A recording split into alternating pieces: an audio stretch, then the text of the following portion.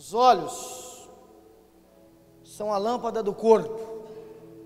Portanto, se os seus olhos forem bons, teu corpo será pleno de luz. Porém, se os teus olhos forem maus, todo o teu corpo estará em absoluta escuridão. Por isso, se a luz que está em ti são trevas, quão tremendas são as trevas. Repare que Jesus ele está dizendo que alguém tem um tipo de luz que não brilha de acordo com o que ele espera. É uma luz, mas não é a luz que se origina na luz da palavra. E ele está dizendo, se essa luz, ou seja, se isso que reflete em você provém das trevas, então é isso, está tudo morto. Queridos, semana passada, o Senhor Jesus ministrou algo aqui na igreja tremendo, fantástico, a respeito de coração. A pergunta aqui prática para a semana passada era: onde está o nosso coração? Após observar o coração do homem, Jesus ele se dirige a um outro órgão do corpo, e ele vai dizer: onde é que estão seus olhos?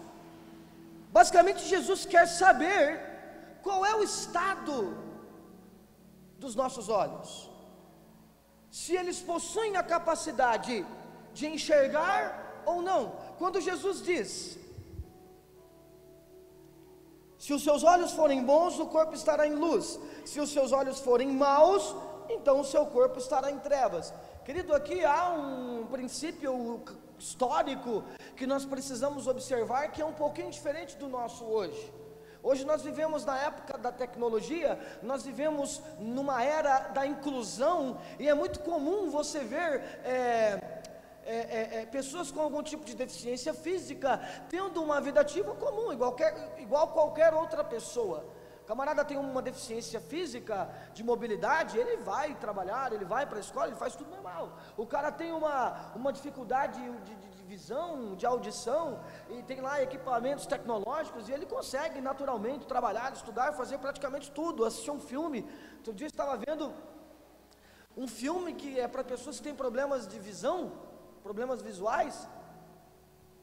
Mas nesta época, na antiguidade, não era assim. Na época da antiguidade, a pessoa que possuía algum tipo de deficiência física, ela vivia meio que à margem da sociedade, a menos que ela fosse de uma família rica, de uma família nobre, o que era raro na época, pessoas pertencerem a famílias ricas, era um pequeno grupo de pessoas. Então a grande maioria das pessoas que sofriam com problemas físicos, problema de visão, problema de paralisia, eram pessoas que estavam numa condição marginalizada. Então é comum você ver cegos mendigando, é comum você ver paralíticos mendigando. Por quê? Porque se entendia num princípio que o corpo precisava estar em plena atividade natural, normal, para que a pessoa pudesse viver bem. E a gente precisa entender esse processo aqui, porque quando Jesus diz assim, se os seus olhos forem bons, Jesus está querendo dizer o quê? Se ele estiver funcionando direitinho. Tá tudo ok? Vê legal com o esquerdo, vê legal com o direito. Quantos dedos tem aqui? 3. Quantos dedos tem aqui? 4. Tá, então tá beleza. Então o teu corpo é iluminado por ele. Você não tropeça, você não cai, você pode trabalhar. É isso que ele está dizendo. É um pouco diferente da nossa realidade, mas era isso que ele estava dizendo. Esse foi o exemplo. Jesus não estava falando sobre inclusão para deficiente. Jesus não estava entrando nesse campo. Ele estava falando que, segundo aquilo que você recebe, você passa a transmitir, você passa a se mover em cima daquilo. Tanto é que, por exemplo, se o cara é cego, ele consegue se mover socialmente, mas porque ele está recebendo de alguma forma. De alguma forma ele está recebendo a informação, mesmo que não seja visual. Por exemplo, no caso de alguém que tem problema de visão, ele está recebendo a informação no tato, ele está recebendo a informação na audição. De alguma forma ele está recebendo algo, e é isso que Jesus está querendo dizer. Se o teu entendimento ele é claro a respeito daquilo que você recebe de Jesus, você tem uma vida iluminada pela palavra. Eu gostaria de ouvir um amém mais alto. O teu esforço, por favor. Mas se os seus olhos estão maus, agora Jesus vai colocar em xeque a visão de um cristão comprometida.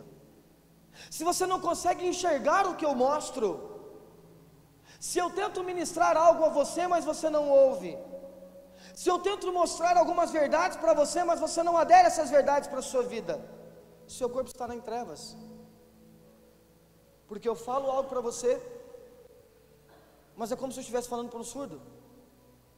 Eu mostro algo para você, mas é como se eu estivesse mostrando algo para um cego.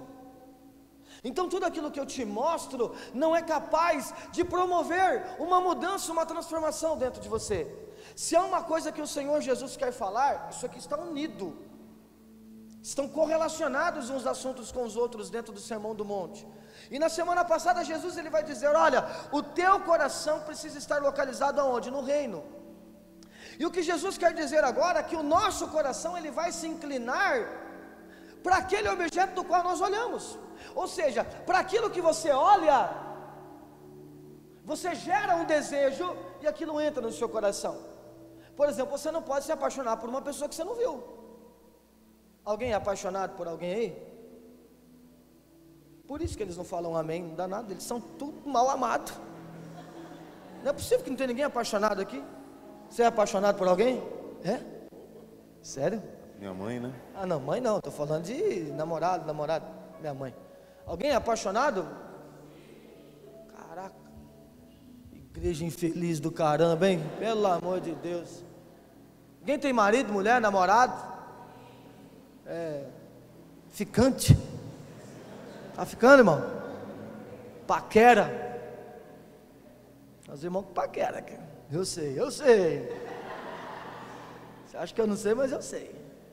Então, mas por que você desenvolve um sentimento por aquela pessoa? Porque você viu. Como é que você vai colocar o coração naquilo que você não viu? Como é que você vai colocar o coração naquilo que você não enxergou? Você vai despertar um desejo no seu coração? Você vai fazer com que o seu coração se incline para aquilo que você nunca viu? Não tem como.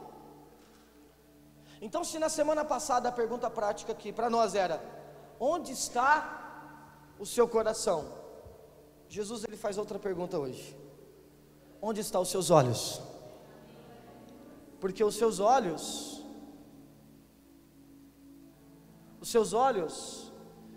eles irão condicionar, eles vão inclinar o seu coração a ter um desejo. Então, se algo te agrada, você inclina um desejo para aquilo que te agrada. E é assim que a gente faz. Por exemplo, quando você vê, por exemplo, tem uma propaganda que passa na televisão, não muito no canal aberto, mas uma propaganda que passa lá do Médicos Sem Fronteiras, você já deve ter visto. No YouTube passa também. Aí eles passam um comercial assim muito dramático. Aí o cara fala: hold on, you're not alone, hold on. Aí vai cantando hold on. E aí vai mostrando as pessoas em dificuldade, em enfermidade e tal. Aquilo vai gerando dentro de você uma angústia. E aí você fala: não, eu vou ajudá-los. Ou seja, aquilo que você viu gerou dentro de você um sentimento, no caso aí de altruísmo, sei lá, de sensibilidade. Você vê no Facebook, tem gente que gosta de compartilhar na rede social desgraça, mas você vê lá um cara batendo no cachorro, ou um cara batendo na criança, como que você fica? Revoltado. Que é isso? Prende esse bandido, esse miserável. Aquilo que você viu gerou dentro de você uma reação agressiva. É assim que funciona. Querido, a nossa realidade é essa. Nós vivemos uma sociedade que há muito tempo ela é influenciada por aqueles que transmitem imagem. Na antiguidade havia isso na figura das pessoas importantes, dos reis. Mas nós temos também nos dias de hoje uma classe intelectual, elitista, artística, que tem o poder de influenciar as pessoas através da visão. E nós, a nossa geração, mais do que nunca vivemos isso de uma forma muito extrema. Com o advento da tecnologia, da televisão e também da internet, do smartphone, isso ficou mais claro para nós. Repare que, por exemplo, se o Neymar, na época, um tempo atrás, o Neymar apareceu com um moicano, aí você lembra que todos os meninos tinham moicano?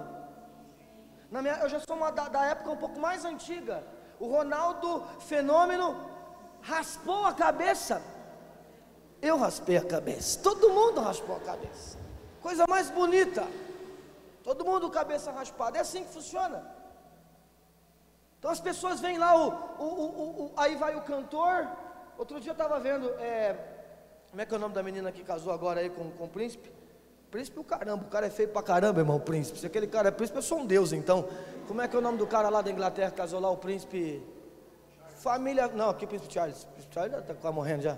Príncipe Harry Potter. Falar um negócio, irmão, família real feia pra caramba é essa britânica, hein? Um mais feio que o outro. Pô, feio. O cara é príncipe, hein? Ou é sapo, um dos dois. Aí o príncipe Harry, é Harry mesmo? E o irmão dele? Não, vocês não sabem nada. William, é o William que casou, né? Ah, o Harry. Aquele maconheiro, é o Harry. Não, tô falando a verdade. O cara rodou o mundo inteiro fazendo bagunça aí, agora todo mundo. O cara casou, aquele negócio todo, gastando dinheiro, aquilo lá tudo encenação. O pai dele foi a mesma coisa. Horas depois, já tinha gente copiando o vestido da princesa o quê? Como é que é o nome da menina? Meghan, não é? É Meghan, né? Diz que ela é famosa. Nunca vi. Mas diz que a bicha é famosa. E o povo já copia tal vestido da Meghan. Mas é isso. As pessoas são influenciadas por aquilo que elas observam. Toca a música lá do casamento. Aí vai o rapaz, tu fala mal da música não? Eu gosto muito de zoar até o Pedro com essa música, não sei porque que a gente zoou ele. Aliás, a gente zoou o Pedro com tudo. Mas aí toca a música, como é que é a música mesmo? Canta aí. Photograph.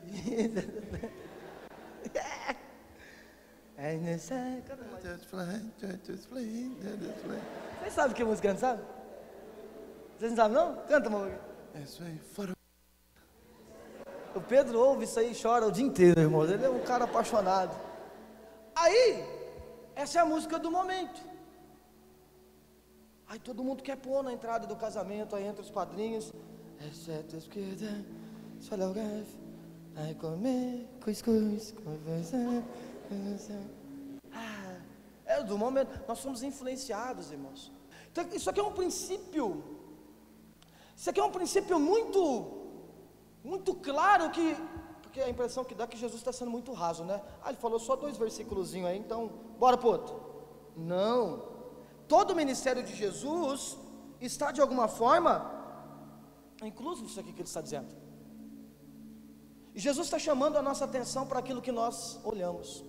Irmãos, o salmista Davi, ele vai dizer algo muito importante, no Salmo 101:3, e ele vai dizer assim, ó: não colocarei diante dos meus olhos nada que seja pernicioso, nada que seja corrupto, nada que seja engano, nada que seja pecado. Não colocarei diante dos meus olhos nada que seja pernicioso. Amados, a questão aqui é, o que é que nós estamos colocando diante da nossa visão? Porque aquilo nos influencia. Para onde nós estamos olhando? Porque aquilo diretamente vai fazer com que o nosso coração se incline. Sabe, irmãos, há uma chamada radical por parte do Espírito Santo, falando através dos seus apóstolos. Em Hebreus capítulo 2, versículo 1, ele vai dizer, ele vai apontar que nós temos uma nuvem de testemunho que nos rodeia, e ele vai dizer, olha, o segredo então é você não se embaraçar com o pecado, o segredo é você não se embaraçar com as coisas dessa vida. Irmãos, repare como o mundo tem embaraçado a nossa vida, como as tarefas do dia a dia, como as pessoas, como aquilo que a gente acha, está interferindo radicalmente, está interferindo claramente no nosso relacionamento com Jesus. E ele diz, olha, então você vai correr, você vai caminhar, você tem uma carreira, e você vai tomar um cuidado de olhar firmemente para quem? Olhar firmemente para o autor e consumador. Grava essa palavra, consumador do quê? Do quê? Da fé. Você vai olhar para aquele que gera em você fé e consolida aquela fé que ele gerou em você. Ou seja, ele te mostra algo, ele te convence, ele está consolidando, ele está dando provas de que aquilo que ele está falando é verdade. Você vai olhar para ele. Irmão, se eu chegar para você aqui e falar assim: irmão, você tem R$1 milhão na sua conta, olha lá no banco. Aí você vai lá, coloca o cartão na gavetinha lá, como é que é o nome na boca, né? Daquele coisinha assim, você põe, aí você digita a senha lá, aí aparece 0. Você não vai acreditar. Aí você fala: ó, não tem dinheiro não, você falou que tinha R$1 milhão lá, não tinha. Não, vai lá de novo que tem. Aí você vai lá, põe, nada. Eu posso ficar tentando te convencer a vida inteira que tem R$1 milhão na tua conta, você não vai acreditar. Por quê? Porque não tem nada lá. Mas se eu chegar e falar para você assim: vai lá na tua conta, tem dinheiro lá. Aí você vai, exatamente o que ele falou, tem aqui. Aquilo que você viu é meio que uma confirmação para aquilo que eu falei. O coração de muita gente não consegue se inclinar às verdades de Cristo. O coração de muita gente não consegue se inclinar às verdades do reino de Deus, simplesmente porque o que está diante dos olhos dessa pessoa não é algo que confirme aquilo que ela tem ouvido de Jesus. Mas aí você me pergunta: mas será que para algumas pessoas Jesus mostra e para outras ele não confirma, ele não mostra? Não. A questão é o que nós colocamos diante dos nossos olhos. Irmãos, quando a gente pega a figura de Zaqueu, que tentava ver o Senhor Jesus, mas não conseguia, claramente ali denota que a capacidade humana é inferior de uma multidão que se opõe. O mundo ele vai se opor mais forte. O mundo, as pessoas, o homem, Satanás, ele vai se opor e tentar obstruir a nossa visão. Nós somos limitados, nós somos inferiores e nós não conseguimos ver Jesus por aquilo que nós colocamos na frente. Por isso o salmista Davi está dizendo: então eu não coloco aquilo na minha frente que é corrupto. Onde tem o homem, onde tem o pecado, onde tem algo que obstrui que a imagem do Senhor Jesus confirme a fé que Ele está criando dentro de mim, eu tiro. Que tremendo isso, irmãos. É isso que Jesus está dizendo. Como é que estão seus olhos? Para onde você está olhando? Para que você está olhando? Não adianta você querer que a verdade do reino confirme no seu coração se você não tiver imagem para ver, se você não permitir que Ele te mostre algo. E aqui a gente começa a entender, irmãos, que os nossos olhos precisam se inclinar apenas para aquela imagem que gera fé e consolida aquela fé que está sendo gerada dentro de nós. Cuidado com o que você coloca diante dos seus olhos. Alguém pode dizer um amém mais alto aí? Olha, irmãos, eu estou meditando isso aqui há muito tempo. E é fantástico, porque você vai meditando, irmão, o Senhor vai acrescentando de uma forma, você conversa com um, conversa com o outro. Hoje eu conversava com o Pedro, conversava com o Vinícius, conversava com o Douglas, e aí você vai conversando tal, e o Senhor Jesus, Ele vai acrescentando tanta coisa, e tem tanto texto, praticamente, irmãos, a história inteira do relacionamento de Deus com o homem. Deus ele está praticamente chamando a atenção do homem para que olhe para Ele. Quando Deus chama Abraão, olha para mim. Quando Deus chama Moisés, olha para mim. Eu quero mostrar minha face para você. Josué, olha para mim. Então praticamente a gente percebe, irmãos, que é muito frequente Deus dizendo: olha para mim porque eu quero te mostrar. Então a chamada do Senhor Deus sempre é essa: olha para a minha imagem porque eu quero provar algo a você. Pode dizer um amém com vontade, hein? O ministério de Jesus foi marcado diversas vezes por curas de pessoas cegas, pessoas enfermas, pessoas que tinham problemas na visão. E um dos milagres assim, irmãos, que a gente observa no ministério de Jesus é o milagre daquele jovem, de um rapaz que era cego desde a sua adolescência. E lá no capítulo 9 de João, a Bíblia vai dizer que os apóstolos, os discípulos até então, eles entram num debate perguntando: quem pecou, este ou os pais, para que ele nascesse cego? E aí Jesus vai dizer o quê? Como é que é? Quem pecou? Não, ninguém pecou, nem ele nem seus pais, mas foi para que as obras de Deus fossem reveladas na vida dele. Ao que me parece, irmãos, ao que me parece que, se a gente observar isso aqui, de uma forma meio que carnal, de duas uma: ou Deus queria se promover na dificuldade de alguém, ou Deus queria mostrar que era poderosão e podia curar as pessoas, e Estava usando um ceguinho ali, nenhum nem outro. Jesus falou: traz ele para mim aqui. Trouxeram, cuspiu no chão, fez lodo, passou nos olhos. Isso aqui não é para a gente sair cuspindo e fazendo lama, não. Isso aqui tem um significado. E disse: vai lá e lava-te no tanque de Siloé. Os tanques que cercavam o templo, os tanques que cercavam Jerusalém, eram lugares de purificação para que as pessoas pudessem entrar,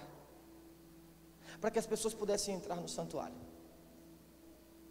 E Jesus disse: vai lá e lava-se no tanque de Siloé. E Siloé significa enviado. Tinha um propósito em Jesus, mandar ele nesse tanque. Vai lá e lava-te no tanque do enviado.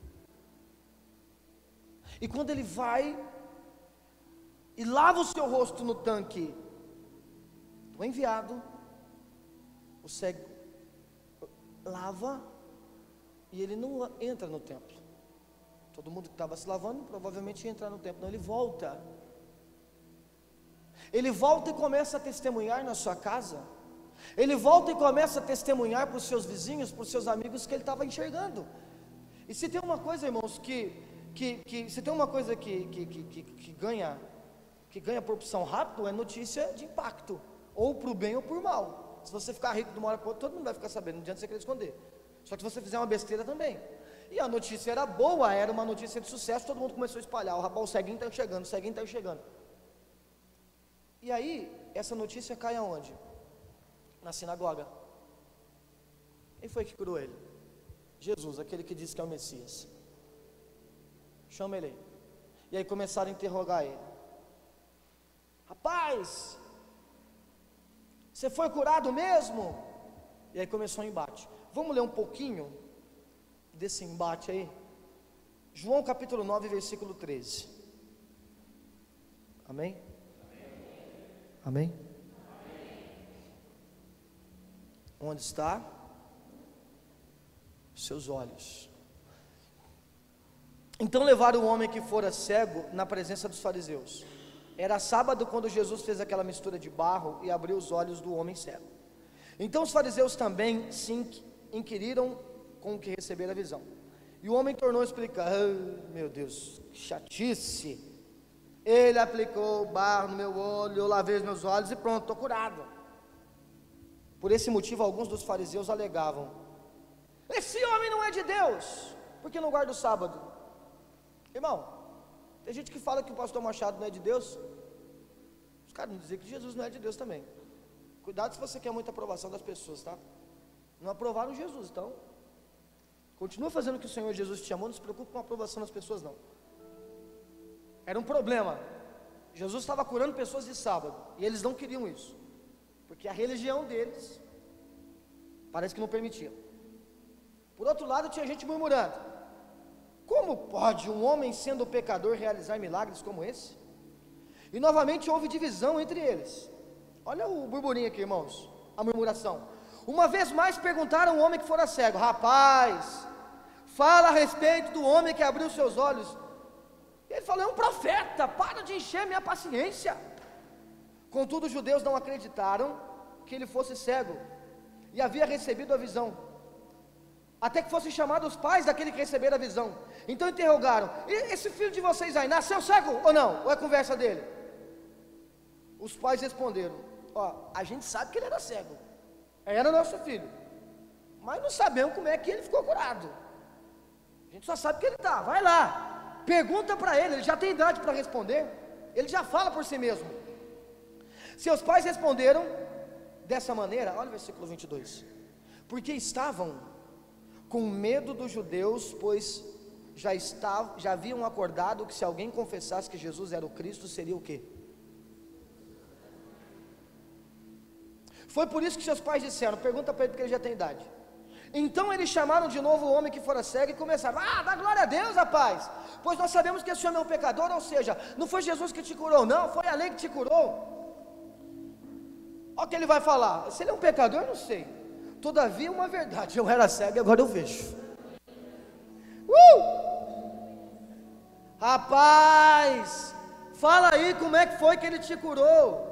O homem respondeu: eu já disse, mas vocês não creem. que vocês desejam ouvir tudo que eu já falei de novo? Vocês querem que eu me torne discípulo dele? Por isso insultaram e disseram: tu és um discípulo dele, mas nós somos discípulos de Moisés. Sabemos que Deus falou a Moisés, mas quanto sujeito aí, ó, não sabemos nem de onde ele vem. O homem questionou: ora, isso é surpreendente, porque se vocês estão dizendo que não sabem de onde ele vem, e mesmo assim ele abriu meus olhos, é sabido que Deus não ouve pecadores, mas sim adoradores, e todo que faz a sua vontade, ele atende. Desde o início do mundo jamais ouviu que alguém tenha aberto os olhos de um cego de nascença. Se esse homem não viesse de Deus, não poderia fazer alguma obra. Então concluíram: tu que nascestes repleto de pecados, pretendes nos ensinar? Sai daqui, vai, está expulso da sinagoga. Irmão, quando a gente lê isso aqui, a gente acha que é um milagre, um milagrinho fora da curva, para a gente fazer campanha de oração. Não, irmão, isso aqui é mais que um simples milagre, embora milagre não seja algo simples, né? Mas aqui, queridos, há um forte contexto teológico, espiritual, fundamentado no reconhecimento da pessoa do Senhor Jesus como Messias, como Salvador de toda a humanidade. Você pode dizer um amém com vontade, em nome de Jesus? Sabe, queridos, Jesus ele traz para perto um homem que não enxergava desde nascença. Se uma coisa nós precisamos entender, irmãos, é que esse homem ele estava mendigando. O versículo 8 diz que esse homem vivia mendigando, porque ele não tinha visão. E Jesus traz ele para perto, a fim de que ele pudesse ver. Se nós, repare que no Sermão do Monte, Jesus não vai dizer assim: se tiver uma luz brilhando dentro de você, pronto, teu corpo é iluminado, do contrário só vai ter trevas. Jesus vai dizer: não, se tem uma luz brilhando dentro de você, você vai ter o corpo iluminado, mas se tiver uma luz que não é a minha luz, você vai estar em trevas. O que nós precisamos entender, querido, que uma vida que não está pautada nas verdades de Cristo é uma vida de mendigância. Sabe, querido, às vezes eu fico surpreso, eu fico perplexo, como a gente para de dar ouvido para aquilo que Cristo está falando, ou um mensageiro de Cristo, para ouvir uma outra pessoa. Outro dia um pastor chegou para mim e falou: Machado, você tem que ver esse vídeo aí. Aí mostrou um vídeo do Eike Batista. Olha o que esse cara fala. Esse cara fala: eu não vou ouvir isso, cara. Esse cara pode ser um cara de muito sucesso, se ele não confessa Jesus como Messias, ele é um miserável. Não, o cara não confessa Jesus, mas ele fez faculdade na USP, o problema é dele. A verdade que ele aprendeu na USP vai levar ele para um lugar, para o inferno, como todo pecador, como eu, como você. Mas se é verdade que ele aprender em Cristo Jesus, você pode dar glória, você crê nisso? Se é verdade que ele aprender com o Messias, por mais pecador que ele seja, por mais simples que ele seja, essa é uma visão eterna, esse é o verdadeiro valor. E a questão aqui, o que é que nós colocamos diante, entre a imagem de Cristo e o nosso órgão receptor, que são os nossos olhos? A gente coloca muito filosofia no meio, a gente coloca muito entendimento do homem no meio, a gente coloca muita racionalidade, a gente coloca muito achismo. Eu penso assim, Jesus fala: você precisa reconhecer que você é um mendigo, e mendigo precisa da ajuda dos outros, você precisa da minha ajuda. E quando Jesus gospe no chão e faz lodo, isso não é básico para a gente fazer campanha na igreja, irmãos, mas quando Jesus gospe no chão e faz lodo, Jesus está recorrendo a uma figura de linguagem aplicada pelo próprio Deus, que diz que ele faz o homem a partir do barro, ele sopra o fôlego de vida no barro. Jesus chegou lá para a mulher samaritana e falou assim: ó, bebeu da minha água, rio de água viva fluirão. Ele é água, ele pega a água dele, gospe no chão, faz lodo. Deixa eu passar no teu rosto aqui, vai lá no tanque, no enviado. Eu quero provar algo através de você. O que? Que eu sou Deus porque eu curo as pessoas? Não, outra coisa. Eu quero provar que através da tua visão você vai reconhecer que eu sou Messias. Esse era o propósito da cura desse homem. O nome disso, irmão, cuspir no chão, passar saliva no rosto. O nome disso é proximidade, intimidade. Sabe, irmão, quanto mais distante está a imagem, mais a gente perde definição, mais a gente perde. Você está enxergando o pastor Machado aqui de um jeito. Se você começar a ficar muito distante de mim, muito distante, você não tem um zoom óptico que vai puxar onde eu estou. Você vai perdendo a visão, vai perdendo a visão. Se eu estiver a 100 metros de você, é capaz de você nem me reconhecer mais, de trocar o personagem ali, eu por outra pessoa, e você achar que é a mesma. E Jesus está dizendo, fica cada vez mais difícil eu gerar fé em você e consolidar essa fé dentro de você, porque a minha imagem está sendo muito distanciada, porque constantemente você coloca alguém entre eu e você. E Davi disse, não colocarei nada diante dos meus olhos que seja corrupto. E você coloca o homem, e aí você deu um passo para trás, e aí você coloca mais alguma coisa, você dá outro passo para trás, e aí você vai dando passo para trás, você não está conseguindo me enxergar. É hora de nós despertarmos, irmão. Semana passada aqui a ministração foi prática. A gente precisa estar submerso no entendimento da palavra do Senhor Jesus. Isso não é só vir na igreja para poder entender a palavra, mas é estar submerso ao entendimento da palavra, querido, é de fato entender tudo que o Senhor Jesus quer falar quando você lê a Bíblia, quando você ouve alguém, quando você é ministrado por outra pessoa, ou quando você está ministrando. Mas são verdades espirituais que estão cada vez mais claras para você, são verdades espirituais que são cada vez mais realidade para você. É por isso que a ministração da quinta-feira é um apêndice entre a ministração de domingo e hoje. Por quê? Porque nós falamos sobre convicção. E Jesus está querendo dizer, quanto mais eu te mostrar a minha verdade, mais você vai ter convicção a respeito de mim. Esse homem era um frequentador da sinagoga. Esse homem era um cara que frequentava a sinagoga e provavelmente ele não tinha Jesus como Messias. Por que ele não tinha Jesus como Messias? Porque quando perguntam para ele quem Jesus era, ele disse que era um profeta. Mas Jesus não era um simples profeta. Olha o versículo 35. Jesus ouviu o que havia sido expulsado, e quando encontrou disse, acreditas acreditas tu no Filho de Deus? Aí Jesus encontra, o cara foi expulso da sinagoga. Aí Jesus encontra ele aonde? Encontra ele na rua, não sei onde ele estava. Falei, aí, e agora você acredita no Filho de Deus? Olha o que ele vai responder. Quem é ele? Senhor, para que eu possa crer nele? Ele queria crer. Jesus assegurou, você está vendo? Você está vendo o Messias? Então declarou o homem, Senhor, eu creio que tu és o Messias. E prostrando-se diante de Jesus, o adorou. Ele só reconheceu Jesus como Messias porque ele precisava de visão. Então olha aqui a resposta do porquê. Qual é o início da ministração? Os discípulos perguntando, por que ele tem pecado? Porque quem pecou? O pai e a mãe? Por que ele é cego? Por que ele é cego? Porque a vontade de Deus vai ser revelada para ele. Esse homem foi curado para que ele pudesse enxergar Jesus como Messias. Todos nós somos cegos, mendigos, pecadores, e Jesus quer nos apresentar a imagem dele, as verdades reveladas na palavra, para que a gente possa reconhecê-lo como Messias. Quem crê nisso em nome de Jesus? Irmãos, nós temos 3 situações. A religião embrutecida, um grupo de pessoas que não estava nem se importando se esse cara era cego ou não. A preocupação deles era outra, refutar o que o Senhor Jesus estava falando. Cegos. Irmãos, qual tem sido a nossa reação mediante aquilo que a gente enxerga? Pode ser que o que você está criticando muito, querido, é Jesus quem está fazendo. Pode ser que o que você está rejeitando muito é uma imagem promovida pelo Senhor Jesus. E aqui nós temos que tomar cuidado para não ser como eles, como essa religião aqui, que não enxergava Jesus como Messias, porque estavam presos no coração endurecido. Por outro lado, nós temos quem aqui? Nós temos a figura dos pais ausentes, porque os pais não queriam ser expulsos da sinagoga e sabiam que o filho ia ser.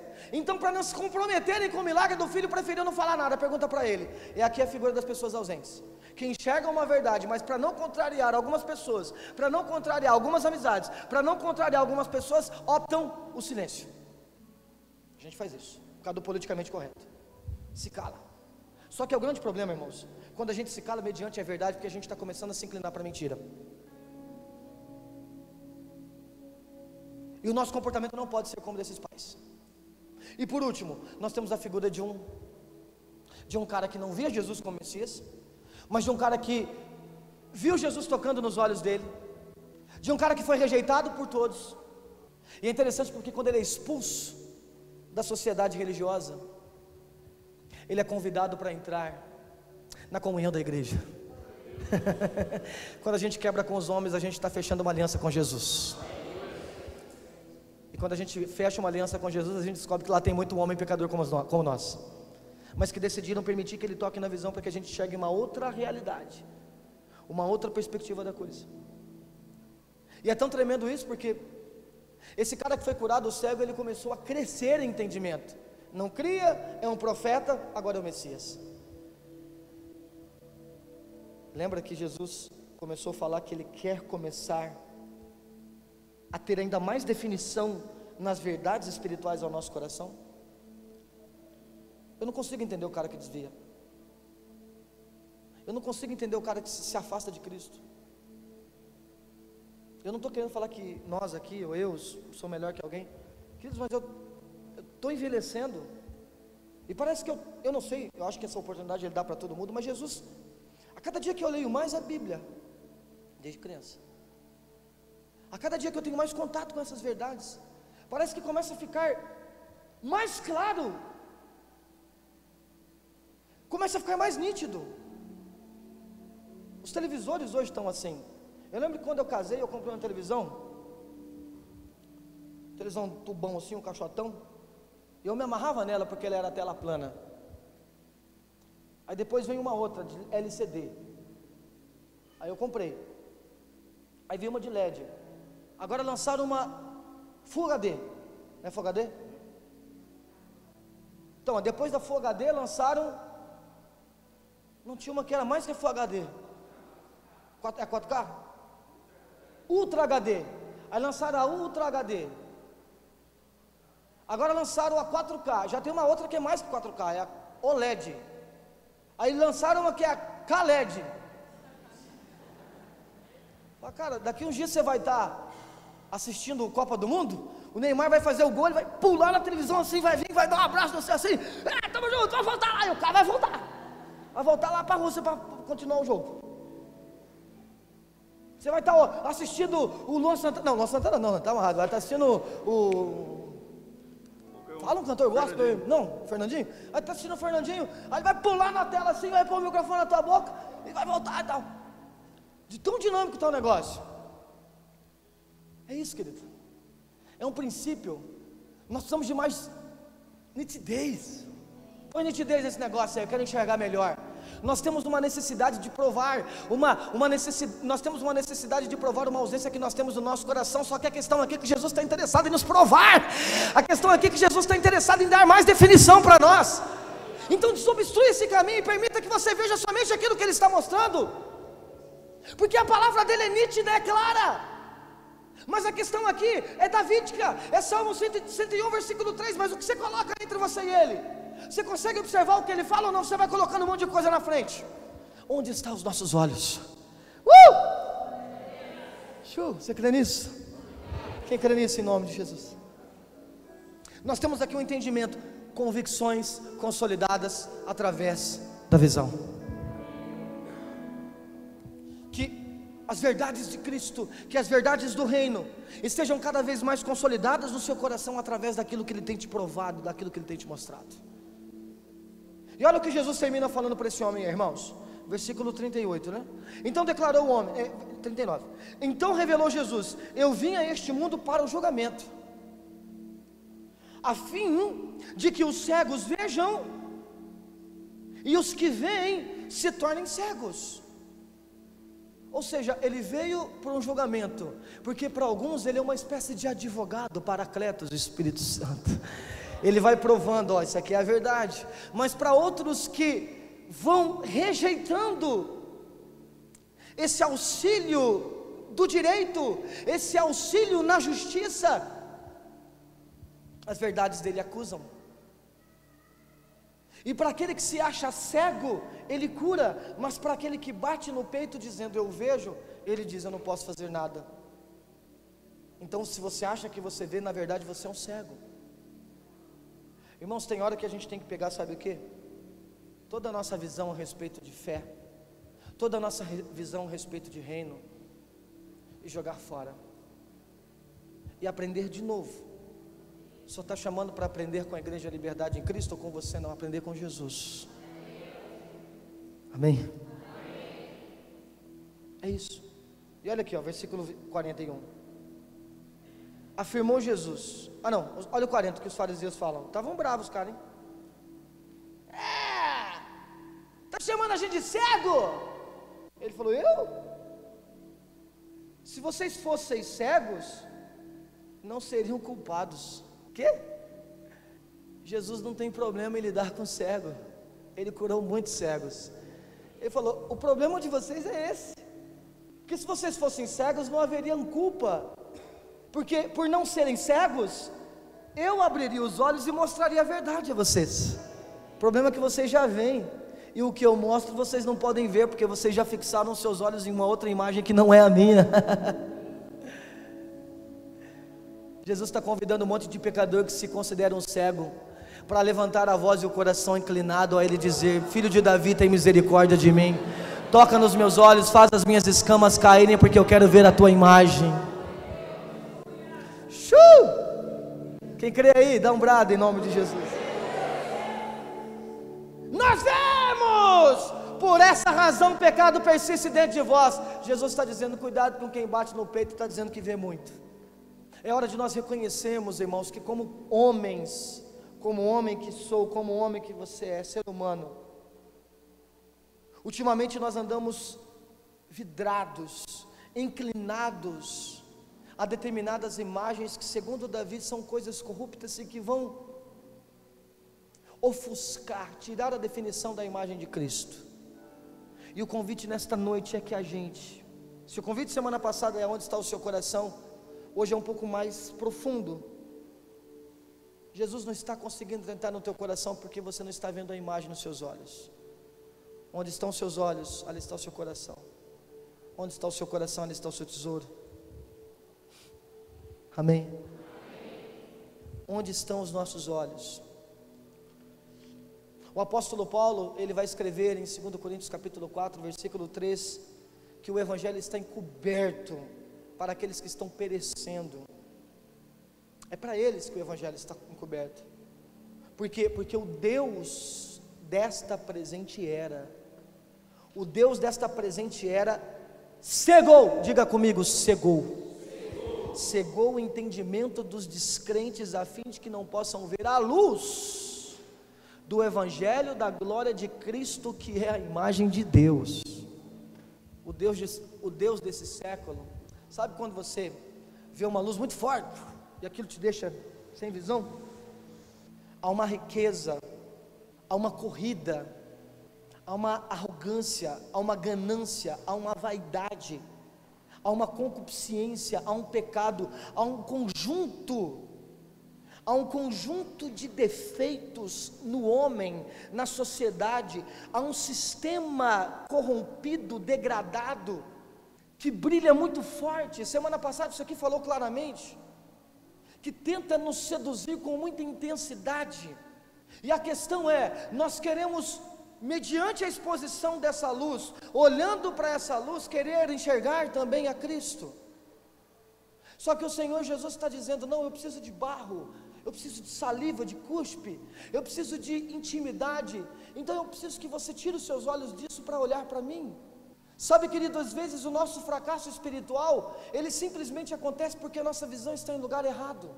Não é questão do coração estar em lugar errado, é a questão da visão, porque o que impulsiona o coração é a visão. Lembra disso? Lembra-se disso. O nosso coração se inclina para aquilo que nós vemos. A imagem seduz o meu coração. E se você quer que o reino de Deus seduza o seu coração, uma vez que você é uma noiva e ele é um noivo, Hebreus 11, coloque os seus olhos no noivo. Põe os seus olhos no noivo. Cara, se tem uma passagem fantástica, é a passagem da conversão do apóstolo Paulo, porque ele entendeu isso aqui na veia.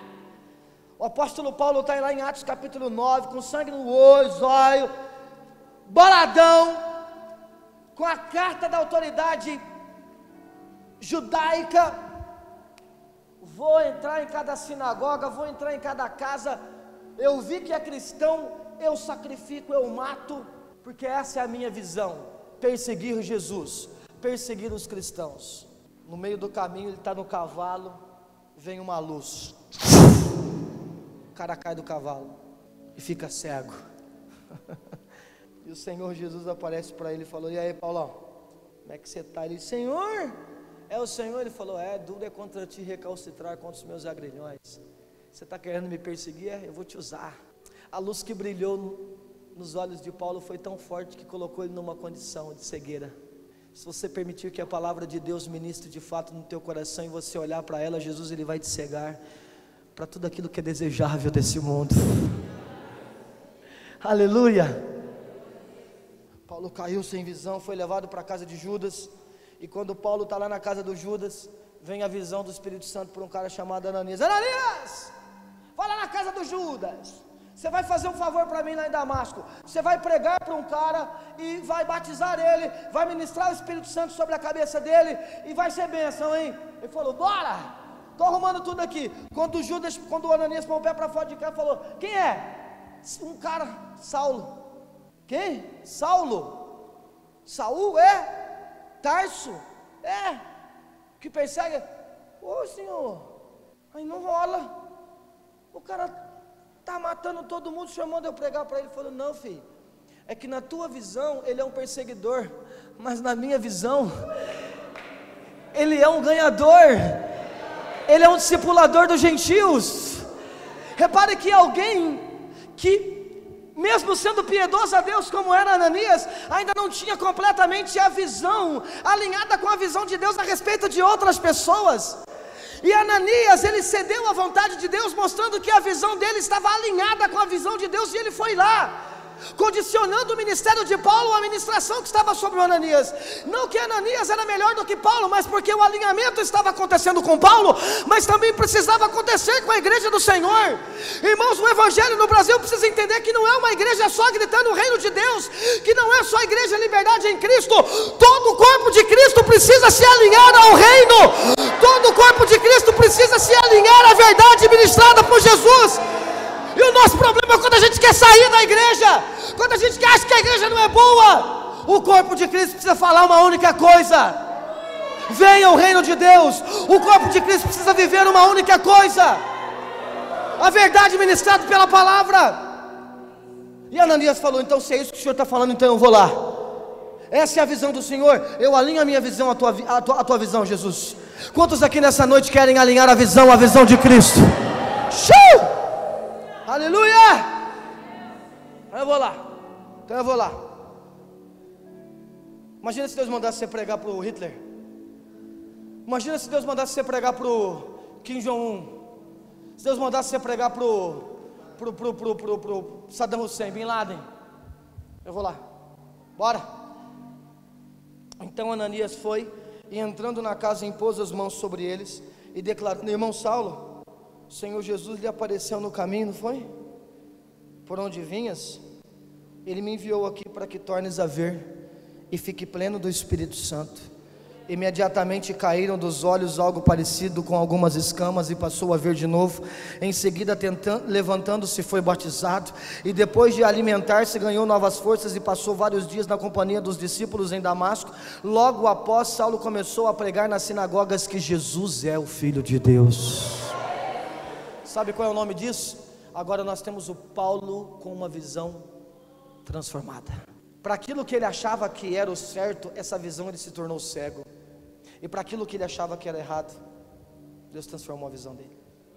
E ele falou: agora eu defendo isso. Jesus quer mudar a nossa perspectiva. Jesus quer mudar a forma, o que nós estamos vendo. E o cara tinha propriedade para falar, mas isso aqui é chapadão demais. Aí ele chega e diz assim: ó, mas todos nós, com a face descoberta, contemplamos, como por meio de um material espelhado, a glória do Senhor, e conforme a sua imagem estamos sendo transformados de glória em glória. na mesma imagem que vem do Senhor. Se tem uma coisa que nós temos que entender é que no Evangelho de Cristo, aquilo que nós olhamos nos transforma, aquilo que nós olhamos nos transforma, e você vai olhando para a imagem dele e vai sendo transformado. E aqui não é uma questão de olhar para o passado, mas aqui é uma questão de olhar para o futuro, de olhar para frente. Se você quer ser transformado, você não pode olhar para o passado, querido. Entenda que o teu presente, ele é transformado quando você olha para frente, para o futuro, não quando você olha para trás. Por isso Paulo dizia: não que eu tenha alcançado tudo, mas deixando as coisas que para trás ficaram, eu continuo avançando para o alvo. O avanço do Paulo em ser glorificado estava condicionado a olhar um tipo de imagem que o transformava, e o texto bíblico está dizendo isso. Olha para aquilo que te transforma, coloca os seus olhos naquilo que te transforma. O problema é quando a gente coloca os nossos olhos naquilo que nos corrompe. Por isso a chamada davídica é: não coloco nos meus olhos aquilo que é corrupto, diante dos meus olhos não. Nós estamos olhando para quê, querido? Para onde nós estamos olhando? Quem crê nisso em nome de Jesus? Eu gosto muito daquele texto de Números. Isso foi uma ministração que eu recebi da Ju quando a gente namorava. Percebeu que sempre quando eu vou contar alguma coisa, quando a gente orava aqui, só ministrava sobre mim só, né? Na época eu só sabia falar de dízimo e oferta, irmão. Então eu ministrava para ela que ela tinha que fazer o voto. Ela já era um pouco mais espiritual, já entendia um pouco mais do negócio, mais à frente que eu. Mas eu lembro quando a gente conversava um com o outro, isso aqui tem uns 12 anos, uns 12, 13 anos. E o texto lá de Números, capítulo 13, 14, a Bíblia fala que o povo de Israel, os hebreus, eles chegaram a uma cidade chamada Cades Barneia. E quando eles chegam nesse lugar, então Moisés manda a partir de Cádiz os espias para espiarem a terra prometida. Cádiz não era a terra prometida, Cádiz não era um lugar definido, não era um lugar onde eles iam viver, mas era um lugar do qual eles tinham o acesso, a visão de onde seria uma terra prometida. Você começa a perceber a comparação que o Senhor Deus trata o povo de Israel com toda a humanidade, dizendo para nós que esse mundo não é um lugar da nossa residência física, mas esse é o lugar do qual a gente começa a vislumbrar, a observar o lugar onde nós moraremos na eternidade. Querido, às vezes a gente quer comprometer tudo que acontece aqui no mundo. Esse mundo não é o meu lugar, eu não sou daqui. Querido, esse mundo é um lugar do qual o Senhor Jesus nos colocou, e é muito importante porque é a partir daqui que a gente olha para onde a gente vai. É a partir daqui que a gente olha para o lugar onde a gente vai estabelecer residência permanente. Esse lugar aqui tem um papel fundamental na vida do cristão, que é de enxergar o que vai acontecer no futuro. E eu gosto muito daquele texto de Hebreus capítulo 6, porque esse texto de Hebreus capítulo 6, embora a gente use muito isso para poder definir aqueles que se desviam, mas ele vai dizer: ora, impossível para aqueles que uma vez foram iluminados, experimentaram um dom celestial e se tornaram participantes do Espírito Santo, e provaram dos benefícios de Deus, da palavra de Deus. Então ele está falando de um tipo de cara que experimentou o dom celestial, se tornou um participante do Espírito Santo, provou os benefícios de Deus, e olha aqui, e os poderes que há de vir. Peraí, está dizendo que o poder que há de vir, o que vai acontecer no futuro, está sendo experimentado por alguém agora. E aí ele vai continuar dizendo que é impossível que essas pessoas que se apostataram uma vez sejam reconduzidas ao arrependimento. Não é a parte B que eu quero pegar aqui, é a parte A. É a parte onde ele define que nessa terra há um tipo de pessoa que vai começar a experimentar o que será experimentado na eternidade. Não é por isso que a Bíblia fala que nós precisamos de fé, esperança e amor? A esperança é que um dia Jesus vai voltar para estabelecer o reino dele, e mediante isso nós colocamos a nossa fé. Mas vai chegar um dia que a gente não vai precisar nem mais de fé, nem de esperança, mas vai permanecer uma coisa: o amor. A intimidade que você começou agora com Jesus, você vai levar ela para a eternidade. A intimidade que você começou agora com Jesus, você vai levar ela para a vida toda. Então agora nós começamos o relacionamento com Jesus não vai ser começado na eternidade, começou tudo de novo, não. Quando você chegar no céu, querido, não pense você que vai ser uma novidade. Jesus vai falar: quem é você? Eu não te conheço. Quando você chegar no céu, Jesus vai olhar para você e falar: eu estava te esperando porque eu já te conhecia. Você também me conhecia, não conhecia? Claro, conhecia. Nós conhecemos Jesus agora O que acontece é que a plenitude, o que acontece é que o ceguinho, que não tinha Jesus como Senhor, tratou como profeta e agora é o Messias. A questão aqui é que a glória é crescente, a imagem dele vai confirmando, definição, até chegar na glória. Coloque os seus olhos naquilo que te transforma. Tire os seus olhos daquilo que é mundano, daquilo que é terreno, daquilo que está tirando a definição, a realidade, a convicção a respeito do reino de Jesus Cristo na sua vida. Não adianta você falar: o que eu faço para ter meu coração voltado para Jesus? A questão aqui é: o que você faz é onde você põe teus olhos. Porque onde estão os seus olhos, está o seu coração. Onde está o seu coração, está o teu tesouro. É isso que Jesus está dizendo.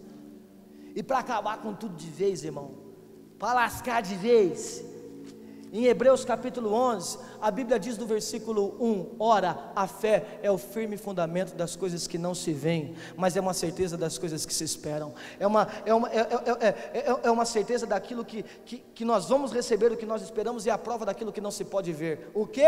Em Hebreus 12 diz o que? Olhamos firmemente para o autor e consumador da nossa fé. Você precisa de fé para ter Jesus confirmado dentro de você. E ele está dizendo: com essa fé você enxerga o que ninguém enxerga. Você recebe uma prova daquilo que você espera. E aí a Bíblia vai falar de quem? Abraão, pai da fé. 8. Pela fé, Abraão, quando convocado, obedeceu e dirigiu-se a um lugar que no futuro receberia como herança. Embora não soubesse para onde estava sendo dirigido, mediante a fé peregrinou na terra prometida como se fosse terra estrangeira, habitando em tendas, assim como Isaque e Jacó, herdeiros dele com a mesma promessa, porquanto aguardava alcançar a cidade que tem alicerces magníficos, da qual Deus é o arquiteto e o edificador. Sabe que cidade é essa? A Nova Jerusalém. Deus falou para Abraão: Abraão, sai da terra que eu te mostrarei. Fé. Aí o Abraão vai andando, só que na cabeça do Abraão, a terra que Deus tinha mostrado para ele não era Canaã, era a Nova Canaã, não era Israel, era na Nova Jerusalém. E ele habitou num lugar do qual Deus chamou ele para morar, mas ele sabia: meu lugar não é aqui, porque o presente dele era moldado pelo futuro. Querido, nós precisamos disso, nós precisamos olhar para a eternidade. Você só consegue desenvolver um coração devoto e piedoso a Deus hoje se você olhar para frente, se você olhar para a eternidade. Se você for imediatista, se você olhar para agora, você não vai ter força suficiente para se manter no reino, porque o que você enxerga agora ainda não é um reino consolidado. Mas quando você olha para frente, vem o Espírito Santo e pega o reino consolidado de Deus, do Espírito Santo, do Senhor Jesus, e Ele traz para você e te prova. Vem cá Machado, deixa eu te mostrar um negócio que eu vi lá no céu. Não é isso o Apocalipse? A igreja do Senhor precisa viver Apocalipse. Mais do que nunca eu estou apaixonado pelos livros de Hebreus, de Efésios, de Apocalipse. Esses livros têm trazido, querido, no meu coração, no coração de alguns irmãos aqui, uma convicção que antes nós não tínhamos. Querido, se você não está apaixonado por isso, você precisa repensar o seu cristianismo e olhar mais para Apocalipse, porque Apocalipse não é um livro que foi escrito que a gente não entende nada, que só tem besta, que só tem dragão, que só tem prostituta, não sei o que lá, que sobe do mar, que sobe da terra. Não é isso.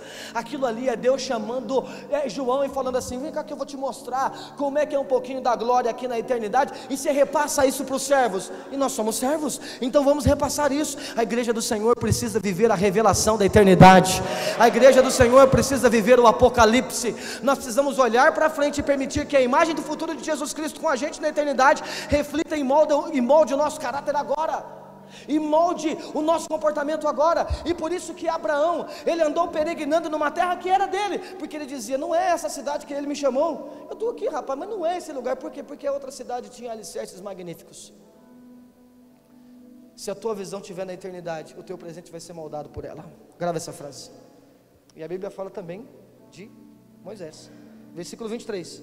Pela fé Moisés, já adulto, recusou ser aclamado como filho da filha de Faraó, preferindo ser maltratado como povo de Deus a desfrutar dos prazeres e que o pecado é capaz de proporcionar por curto período de tempo. Você leva o meu nome, Faraó, Ramsés. Ele falou: obrigado, não quero não. Rapaz, você vai sofrer com esse povo. Ele falou assim: então, porque esse prazer é por curto período de tempo. Sabe qual é disso? O contrário de eternidade. ou você escolhe o curto período de tempo, ou você escolhe a eternidade. Ele falou, então eu prefiro escolher a eternidade. Versículo 26. Por amor ao Messias, maiúsculo, julgou sua desonra uma riqueza mais excelente que os tesouros do Egito, porquanto contemplava sua gloriosa recompensa. Espera aí, por amor ao Messias. Quem é o Messias? Jesus ainda não tinha sido revelado. Jesus nasceria muitos anos depois, mas Moisés já tinha enxergado Jesus. Você canta aqui na igreja, eu só quero ver você. Eu creio que eu vou ver ele na sua plenitude na eternidade, mas a imagem dele já está sendo revelada, eu já estou vendo Jesus. Claro que a gente pode continuar cantando, eu só quero, mas na condição que amanhã eu quero vê-lo de novo, e ele vai se mostrar para mim amanhã de novo, porque as misericórdias dele se renovam a cada manhã. É hora da gente começar a enxergar a eternidade, irmãos. Lembra que o pastor Machado sempre fala que a eternidade não é um negócio distante, irmão, está longe para acontecer. Vamos buscar outra coisa, irmão. Vamos na igreja buscar prosperidade, sabe por quê? Porque a gente precisa de prosperidade, mas é salvação depois, irmão. Jesus vai demorar para voltar ainda. A eternidade começou agora. A eternidade começou, sabe quando, querido? Quando você aceitou Jesus como Salvador. Quem crê nisso, dá um brado. Vocês estão muito tímidos, quem crê nisso? Eu quero te ver, Jesus. Por fé, Moisés abandonou o Egito, não temendo a ira do rei, e perseverou, pois fitava aquele que é invisível. Aonde é que Moisés colocava os olhos dele? Fitava, eu gosto dessa palavra, fitava. Ele estava fitando os olhos, ele estava colocando os olhos em Cristo. Entendeu por que Jesus falou assim, eu preciso de cegos? Porque você não enxerga o Deus invisível com seus olhos carnais naturais, mas com os olhos espirituais. Ele está dizendo, você precisa fechar os seus olhos e me enxergar. Versículo 15, capítulo 15 de Colossenses. Ele é a imagem do Deus invisível, o primogênito sobre toda a criação. Jesus. Querido, Jesus é uma imagem muito nítida. Permita que essa imagem comprove a verdade do reino. E aí, não tem como o teu coração não se inclinar para isso. Só conseguiremos viver a realidade do céu na terra, porque essa é a expectativa mosaica, abrâmica, davídica. Essa é a realidade apostólica, primitiva. Céu na terra, é enxergar a eternidade aqui na terra. Nós só conseguiremos viver essa realidade se a gente começar a ter prova e, como cego, ter uma glória crescente. Então, irmãos, o que a gente precisa não é de um culto de chapação que a gente vai ficar loucão e cair no poder. É gostoso, eu gosto, hein? Eu oro, caio no poder, vou para cima. Mas de verdade o que a gente precisa, irmão, é estar submerso no entendimento da palavra de Deus revelada através do Espírito Santo. De verdade. Porque é a forma que você adora, irmão, pouco importa, irmão. Deus, ele fez você de um jeito e ele gosta do jeito que ele te fez. Tem uns irmãos que é mais loucão, tem uns irmãos que é mais doidão, tem uns que é mais paradão, não importa. Ele respeita a tua personalidade desde que você esteja dando o teu melhor a ele. A chapação aqui, irmão, é com a Bíblia na mão. É com desejo de colocar o coração naquilo que você está vendo.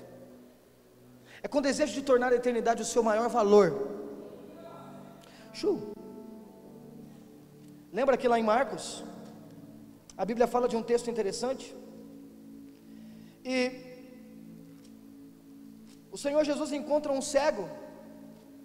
E o cego de Betsaida. E trouxeram ele, e Jesus faz o quê? Vem cá. E Jesus vai tirando ele para fora da aldeia. Vem cá. Tirei para fora da aldeia.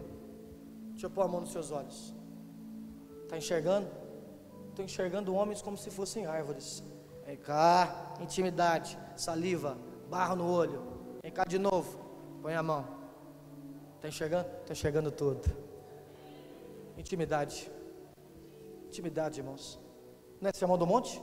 tirar para fora da aldeia, não é isso? Secreto, ficar sozinho, a sós. A gente mostra algumas coisas para umas pessoas que a gente não mostra para outras, só para quem tem intimidade. Provavelmente quem está falando verdade é porque é casado, né? Você não fica pelado na frente de todo mundo, mas na frente do teu marido você fica, ou do teu esposo, porque é intimidade, não é verdade? Fala a verdade, pelo amor de Deus, vocês, quando vão fazer amor, faz de roupa. Acho que não, né, irmão? Só se você for muito tradicional mesmo, né? Tem uns irmãos que é tradicional, vão respeitar. Intimidade. Eu preciso que você saia da aldeia porque eu quero te curar. Paulo, eu preciso que você fique cego para que você possa poder ver. Jesus está falando isso. Eu preciso que você pare de olhar para isso para que você olhe para mim. Eu preciso que você desobstrua a tua visão como Zaqueu, suba na figueira e me enxergue com definição. Aí você vai ver que uma paixão incansável vai nascer no teu coração. Uma convicção desse amor vai fluir tudo amanhã na tua vida. Quem crê nisso em nome de Jesus? Porque o objetivo de Jesus é que esse cara tivesse o quê? Definição.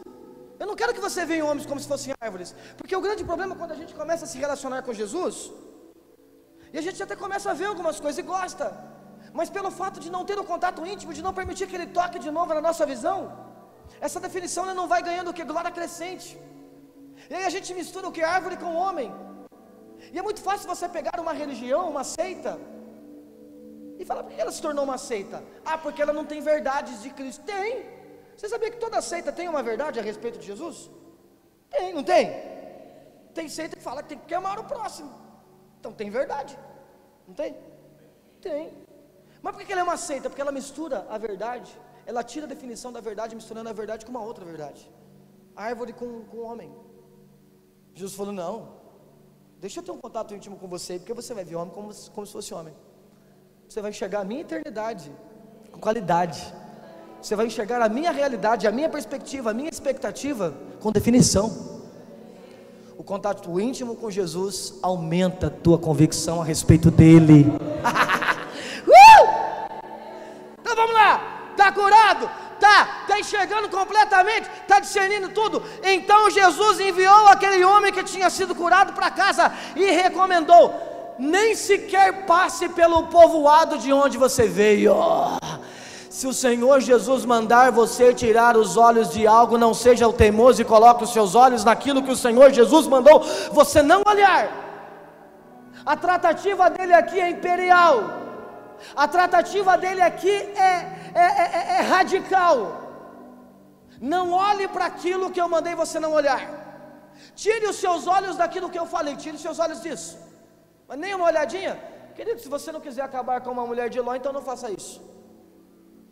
Não passe por esse povoado, não cumprimente aquele povo, vai para a tua casa. A partir do momento que você tem a sua visão inclinada à perspectiva da eternidade, irmão, você não tem mais o que fazer nesse povoado chamado mundo, porque agora a tua casa é um outro lugar, é a nova Jerusalém que Abraão enxergava. Amém? É tão interessante, irmãos, porque a Bíblia fala sobre o cego Bartimeu também. E o cego Bartimeu estava andando na beira da estrada. Vocês não conhecem essa? Conhece? Como é que é o refrão? Eu só lembro dessa parte. Aí está lá o cego Bartimeu: filho de Davi, tem misericórdia de mim. Filho de Davi, tem misericórdia de mim. Mas a Bíblia diz que a multidão fala assim: para de gritar, rapaz, você está incomodando o profeta, o mestre.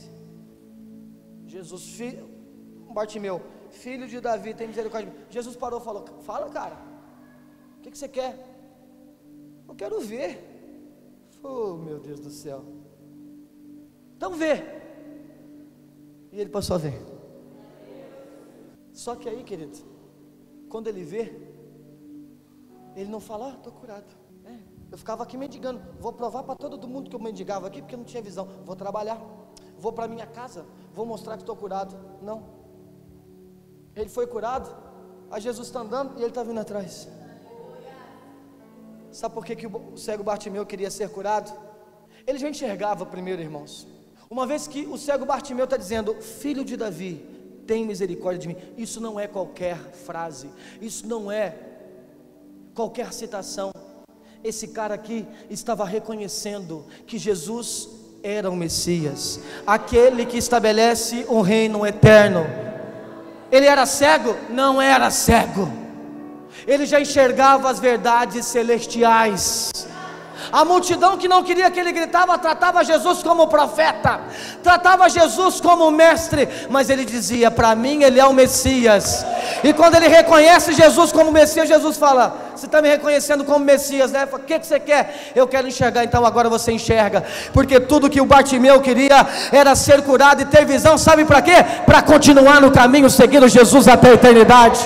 Ele não queria ser curado para voltar para casa, ele não queria ser curado para arrumar emprego, ele não queria ser curado para colocar no status curado, ele não queria ser curado para jogar na cara dos outros, ele não queria estar para fazer lucro, ele queria ser curado para continuar no caminho, para continuar vendo Jesus e confirmando através do ministério de Jesus a convicção que tinha nascido dele, a ponto de dizer: ele é o Messias. A gente precisa de imagem, me dá imagem. Nós precisamos de imagem que confirme que Jesus é o Messias. Jesus falou: você quer imagem? Então eu vou te dar. E quem está fazendo isso para nós hoje? A Igreja Liberdade, hein? Espírito Santo, irmão, através de mim, através de você, através de todos nós. Como está escrito: olho jamais viu, ouvido algum nunca ouviu, e nenhuma mente imaginou o que Deus tem preparado para aqueles que o amam. O apóstolo fala assim: ó, Deus preparou um negócio e ninguém viu, hein? Deus preparou um negócio e ninguém ouviu, hein? Deus preparou um negócio e ninguém sentiu, hein? Não, peraí, esqueci. Não. Todavia Deus revelou a nós por intermédio do Espírito Santo, porque o Espírito a tudo investiga, até mesmo as profundezas de Deus. Ele está dizendo assim, ó: Deus preparou coisas fantásticas que ninguém viu. Quer dizer, tem um povo que está vendo aí, que é um povo que tem o meu Espírito, que revela a imagem de Deus no coração deles. Aleluia! Deus quer comprovar verdades a nós que muitos não podem ver. Pois quem conhece o pensamento do ser humano, o próprio homem que reside nele? Assim igualmente ninguém conhece os pensamentos de Deus a não ser o Espírito de Deus. Nós entretanto não recebemos o Espírito do mundo, mas sim o Espírito que vem de Deus, a fim de que possamos compreender por Deus o que nos foi ortogado gratuitamente. Sobre isso também pregamos, não com palavras ensinadas pelo saber humano, mas sim por palavras ministradas pelo Espírito Santo, interpretando verdades espirituais para quem é espiritual. As pessoas que não têm o Espírito não aceitam as verdades que vêm do Espírito, pois lhe parecem absurdas. Não são capazes de compreender, porquanto elas são discernidas espiritualmente. Contudo, aquele que é espiritual pode discernir todas as coisas, e ele mesmo por ninguém é compreendido, por quanto quem jamais conheceu a mente do Senhor, para que possa instruí-lo. Todavia nós temos a mente de Cristo. Tinha mais um monte de versículo aqui, irmão. Se você colocar na tua Bíblia lá, cego, visão, Espírito Santo revelando, vai aparecer um monte de versículo. Chega na tua casa, vai lendo lá, porque nós vamos parar aqui para orar, porque já falamos demais.